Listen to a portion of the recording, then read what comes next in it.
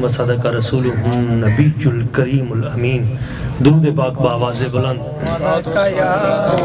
یا رسول اللہ،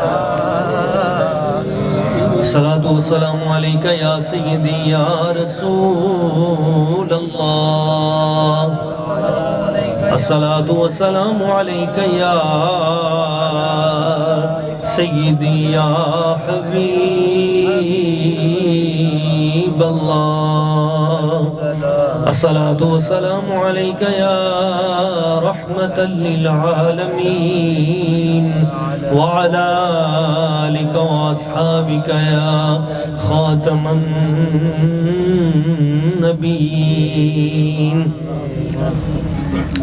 نہایت مکرم و محترم، قابل صد تکریم، عزت مآب عاشقان رسول، محبین مصطفیٰ کریم، اللہ پاک کی بارگاہ قدس میں دعا ہے وہ ذات لم یزل آج کی ہماری اس حاضری کو اپنی بارگاہ اقدس میں قبول فرمائے۔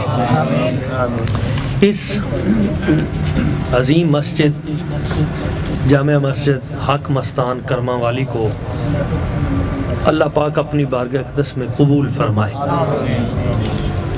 اسے جلد از جلد پایہ تکمیل تک پہنچائے، اور یہ سارے دوست خوش قسمت ہیں کہ آج اس مسجد میں نماز کی ابتدا ہو رہی ہے، اور نماز کی جو ابتدا کسی جگہ پہ ہونا باقاعدہ، یہ اصل میں اس پورے علاقے کے لیے برکت ہوتی ہے۔ اللہ تعالیٰ کی ذات ایک حضرت ابراہیم علیہ السلام، ایک حضرت اسماعیل علیہ السلام۔ حضرت ابراہیم علیہ السلام آپ خانہ کعبہ شریف اللہ کے گھر کو بناتے تھے، اور حضرت اسماعیل علیہ السلام اینٹیں اور گارا پکڑاتے تھے۔ تو جب وہ خانہ کعبہ شریف مکمل ہوا تو کچھ مٹی بچ گئی، تو عرض کی یا اللہ یہ کچھ مٹی بچ گئی ہے، اس کا میں کیا کروں؟ تو حکم دیا گیا کہ آپ اس مٹی کو فضا میں پھینک دیں۔ تو انہوں نے اس مٹی کو فضا میں پھینکا تو اللہ کریم نے فرمایا جبریل یہ مٹی اس کے چھوٹے چھوٹے باریک ذرے کر کے اپنے پروں پہ پوری دنیا کے اوپر گھما دو۔ تو جہاں جہاں اس خانہ کعبہ کی بچی ہوئی مٹی کا ذرہ جس جس جگہ پہ کائنات میں گرا، اس جگہ پہ اللہ پاک نے فرمایا یہاں مسجد بنے گی۔ نعرہ تکبیر، نعرہ رسالت، نعرہ حیدری۔ اس لیے یہ جو مسجدیں ہیں یہ خانہ کعبے کی بیٹیاں ہیں، حدیث پاک میں مسجدیں خانہ کعبہ کی بیٹیاں ہیں۔ تو قیامت والے دن بھی خانہ کعبہ اپنی ساری بیٹیوں کو اکٹھا کرے گا، یعنی ساری دنیا کی مسجدوں کو، اور حدیث پاک میں ہے کہ ساری مسجدیں کشتی کی صورت میں پلسرات پہ کھڑی ہو جائیں گی، پلسرات پہ کشتی بن کے کھڑی ہو جائیں گی، اور ہر مسجد کو اپنے بنانے والوں کا، نماز پڑھنے والوں کا، امام اور مقتدی کا، اینٹیں لگانے والوں کا نام بھی یاد ہوگا۔ یہ جو مسجدیں ہیں نا، اس کو ایسا نہ سمجھو کہ یہ صرف ڈھانچہ ہے، نہیں، اللہ نے ان کو بصیرت بھی عطا کی ہے، بصارت بھی عطا کی ہے، یہ دیکھتی بھی ہیں مسجدیں، پہچانتی بھی ہیں۔ جیسے حجر اسود جو ہے خانہ کعبے میں لگا ہوا پتھر، اس کو ایسے پتھر نہ سمجھو، بلکہ حدیث صحیح ہے، سیاستہ میں 2 جگہ پہ یہ حدیث پاک آئی ہے، ابن ماجہ میں ہے، نسائی میں ہے۔ حضور فرماتے ہیں لہو لسان ینطق بہ وعینان، یہ جو حجر اسود ہے کالے رنگ کا پتھر خانہ کعبے میں، قیامت والے دن اللہ تعالیٰ اسے زبان بھی عطا کرے گا، 2 آنکھیں بھی عطا کرے گا، اور یہ عرض کرے گا یا اللہ اس بندے نے بھی مجھے دنیا میں چوما تھا، اس نے بھی چوما تھا، اس نے بھی چوما تھا، اس نے بھی چوما تھا، ان کروڑوں کو پکڑ کر جنت میں لے جائے گا۔ ہے تو پتھر مگر اس کی باطنی آنکھیں ہیں، ہے تو پتھر مگر اس کی زبان بھی ہے، اسی طرح ہے تو یہ اینٹ، ہے تو پتھر مگر اس کی بھی آنکھیں ہیں۔ یہ مسجد پہچانتی ہے کہ کون میرا ہے، کون میرا نہیں ہے۔ تو جو اس کے ساتھ پیار کرتا ہے قیامت والے دن یہ اس کا نام یاد رکھے گی، اور کشتی بن کے پلسرات پہ کھڑی ہو جائے گی، ایک ایک کو نام لے کر بلا کے کشتی اس میں مسجد اپنے آپ میں بٹھا کر پلسرات پار کر کے جنت کا حصہ بن جائے گی۔ تمام مسجدیں جنت کا حصہ ہوں گی۔ مجھے ولیوں کے ایک امام سلسلہ عالیہ نقش بندیہ کا وہ بنیادی امام حضرت خواجہ بہاؤدین نقش بند رحمۃ اللہ تعالی علیہ، آپ کا ایک جملہ یاد آیا کیا کمال جملہ ہے.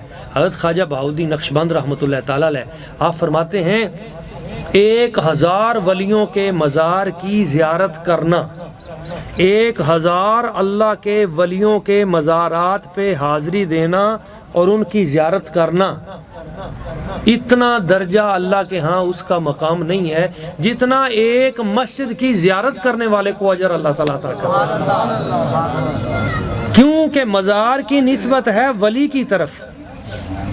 مزار کس کا ہے؟ ولی کا. اور مسجد کی نسبت کس طرف ہے؟ بیت اللہ، اللہ کی طرف. تو جو اللہ کی طرف جس کی نسبت ہے اس کا مقام بھی اتنا ہی زیادہ ہے. اس سے آپ اندازہ لگائیں کہ آپ تمام لوگ جہاں بیٹھے ہیں تو ہماری کتنی بڑی سعادت ہے اور کتنی بڑی خوش قسمتی ہے کہ اللہ تعالیٰ کی ذات ببرکات دین کے کام میں یقین کریں دین کا کام اللہ تعالیٰ اسی سے لیتا ہے جسے پسند کرتا ہے. دنیا کے کام کرنے والے بڑے ہیں، پیسہ بنانے والے، مارکیٹیں بنانے والے بڑے ہیں. دین کا کام اللہ اس سے لیتا ہے جس کو پسند کرتا ہے. اور قرآن مجید کی ایک آیت ہے، اس کا ترجمہ سن لیں، میں گفتگو سمیٹتا ہوں.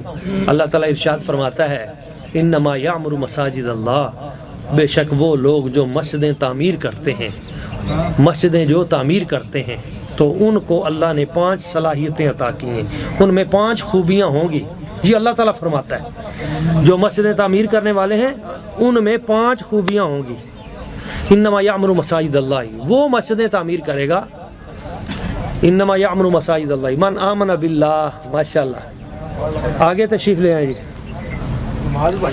ماشاءاللہ من آمن باللہ، مسجدیں تعمیر کرنے کی توفیق اللہ اسے عطا کرے گا جس میں 5 خوبیاں ہوں گی. پہلی خوبی من آمن باللہ، جس کا اللہ پر ایمان ہوگا اللہ مسجد کی توفیق اسے دے گا. جس کا اللہ پہ ایمان ہی نہیں ہے اس سے مسجد کی کیا توفیق. والیوم الآخر، اور جس کا آخرت پر ایمان ہے.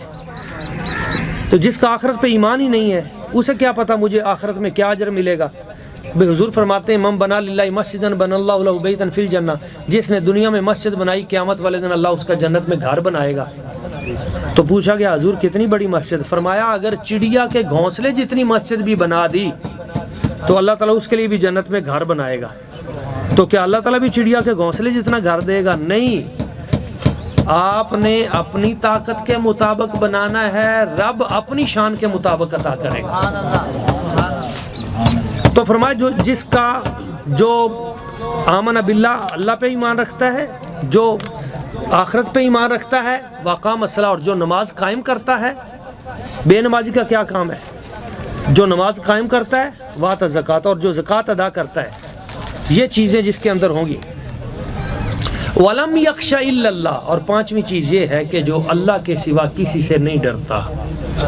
یہ 5 خوبیاں جس میں ہوں گی.